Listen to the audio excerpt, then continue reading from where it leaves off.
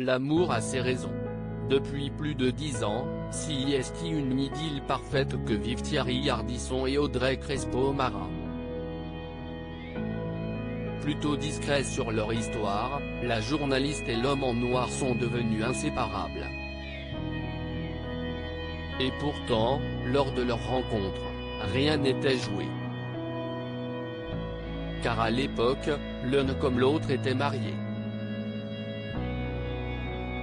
Invité sur les ondes de RFM ce vendredi 24 octobre, Thierry Ardisson s'est souvenu avec beaucoup d'émotion de la première fois qu'il a croisé la route d'Audrey Crespo-Mara. Je crois que j'ai rencontré la femme de ma vie, explique-t-il à son propos avant de revenir sur le début de leur amour. À un moment comme elle était mariée, moi aussi, donc on avait fait un break, on s'est dit, non tant pis, elle m'a dit, je t'aime mais tant pis on va faire un break et puis au bout d'une semaine, émission le jeudi et donc ce jeudi-là alors que j'avais toujours fait mes émissions, j'arrive pas à la faire. J'appelle Françoise, mon attachée de presse je lui dis, j'arrive pas à y aller, je peux pas, Audrey. Elle me dit, appelle-la. J'appelle Audrey, je lui dis cette phrase inoubliable, quand tu n'es pas là, il est mort le soleil, a raconté Thierry Ardisson, en citant les paroles d'une chanson de Nicoletta. J'aurais pu citer Alfred de Vigny ou Musset mais j'ai dit, quand tu n'es pas là il est mort le soleil.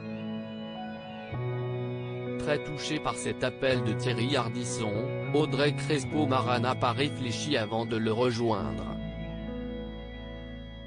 Elle a pris un taxi, elle a débarqué chez moi, j'étais en larmes dans le salon, j'ai dit, à partir de maintenant, on ne se quitte plus, et on a divorcé. CIST un coup de foudre, a raconté l'homme en noir, toujours aussi de celle qui a fait chavirer son cœur il y a une dizaine d'années. La journaliste est elle aussi épanouie dans son couple.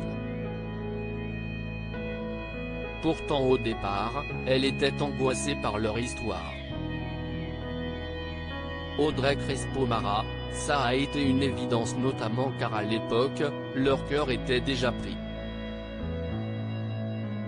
Mais lucide sur la situation de leurs unions, Thierry Ardisson et Audrey Crespo-Mara ont tout simplement préféré écouter leur cœur. Nos deux histoires d'amour aussi fortes qu'elles aient pu être étaient finissantes, mais nous avions peur de faire souffrir nos enfants. Ça a été un coup de foudre, pas un coup de tête, assurait la journaliste dans les colonnes de gala. Et pourtant, son avis au sujet de son mari n'était au départ vraiment pas dithyrambique. J'avais l'image de quelqu'un de brillant certes, mais cassant et froid, racontait-elle à nos confrères. J'ai découvert un homme d'une élégance et d'une bienveillance rares. À un moment donné, il m'a dit, je sais que j'aurai une troisième femme.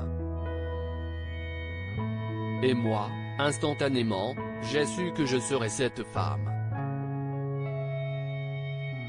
Ça a été une évidence.